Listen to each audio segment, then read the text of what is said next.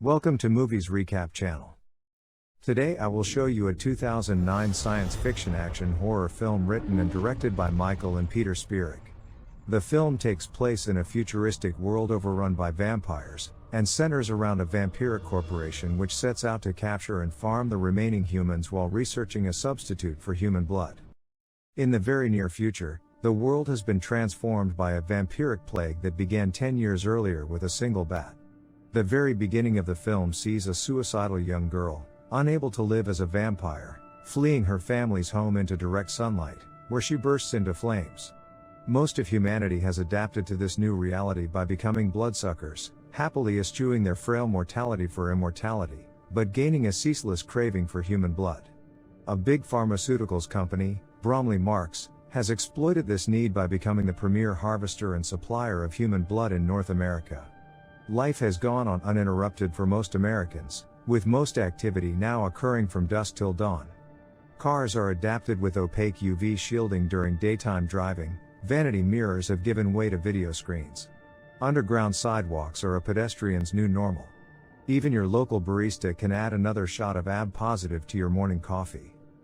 Edward Dalton, Ethan Hawke, is a vampire hematologist working for Bromley Marks who is also one of the few vampires still plagued by a conscience. He refuses to drink human blood.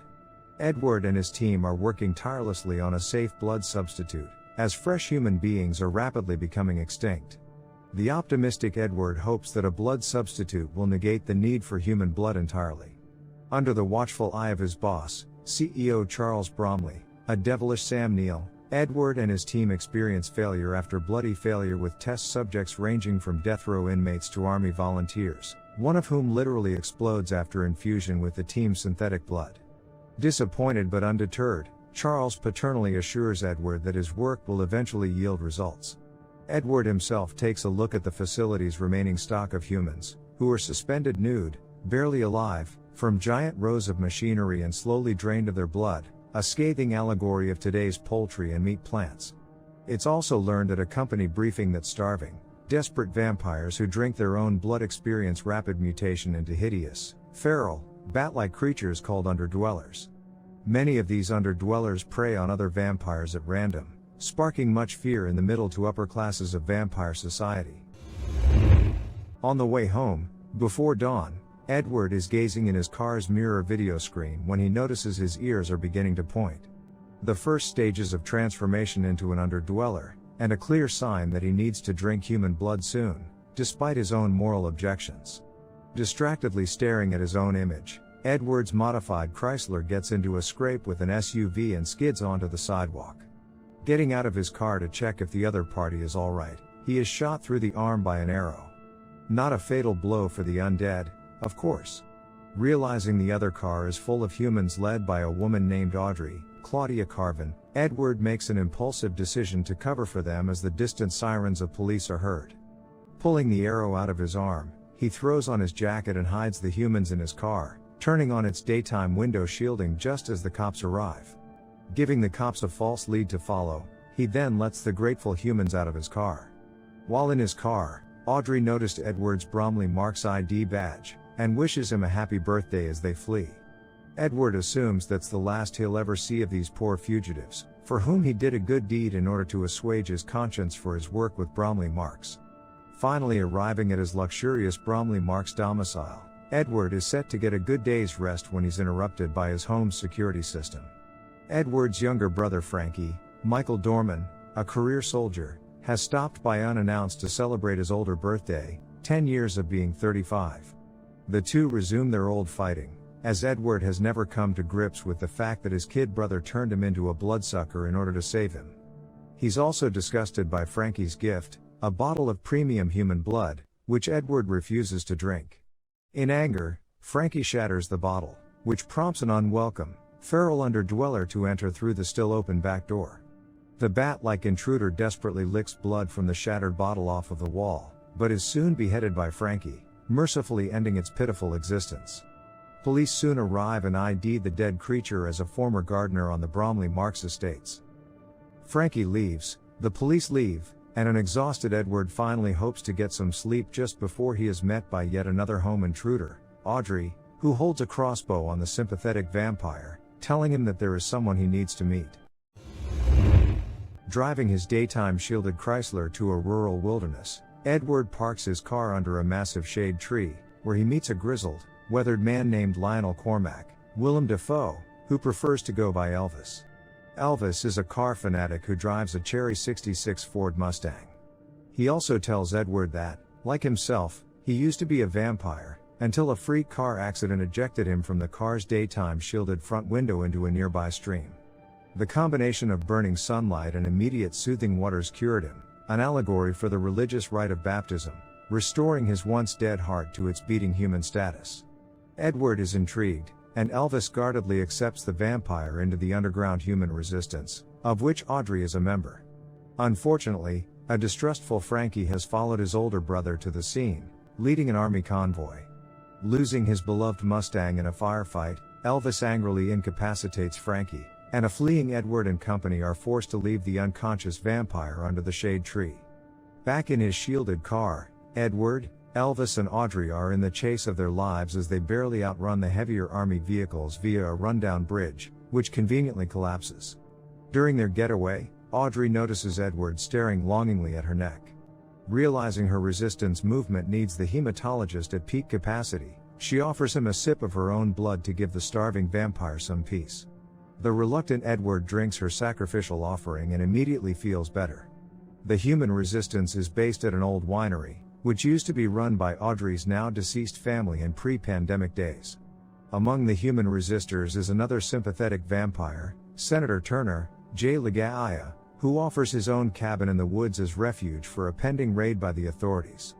The resistance hopes that Edward, Audrey and Elvis can work together on a cure, in order to reverse the world's current status quo.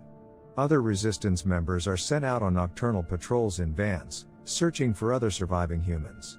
Audrey monitors the results of the vampire to human experiments. The resistance headquarters at the old winery seems to consciously reflect the romantic resistance movements of occupied France, with modern communication and computer equipment strategically placed throughout the otherwise antiquated location.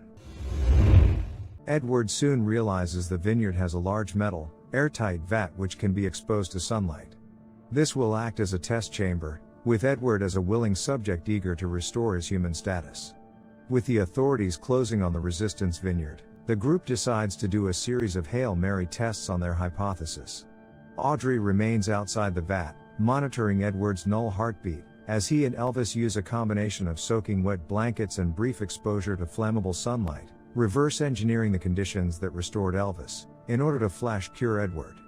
After several tries, the tests are successful, as Edward's heartbeat returns, and his once amber eyes are restored back to a human blue. The group then hides below the testing vat, just as the authorities, led by a surviving Frankie, storm the complex, failing to find the 3 remaining resistance members. Meanwhile, the resistance patrol sent out to scout for survivors earlier has been captured. Among the newly captured humans is Bromley's rebellious daughter, Allison, Isabel Lucas, who desperately clings to her humanity. Brought before her father, Bromley makes a final plea to turn Allison into a vampire, reiterating how vampirism cured him of his fatal cancer diagnosis 10 years ago. Failing to persuade, Bromley then arranges for ambitious soldier Frankie to do me a favor and turn his daughter for him. Frankie, excuse the pun, really sinks his teeth into the assignment, willfully biting and feeding on the beautiful young woman, but with disastrous results. Turning into a vampire drives the idealistic young woman insane, and she immediately begins to feed on herself, accelerating her mutation into a feral, bat-like creature and erasing all of her mortal beauty. As the fresh human blood supply runs dangerously low, the once shadowy underdwellers become more violent, brazenly attacking more citizens in the open. Consumers are also driven to madness, as a frustrated customer at a coffee kiosk demands that a barista put more blood in his coffee, leading a charge to ransack the joint. The brief riot is quickly quelled by nearby police with stun collars, but not before ravenous customers and employees lick the blood off of the walls and floors.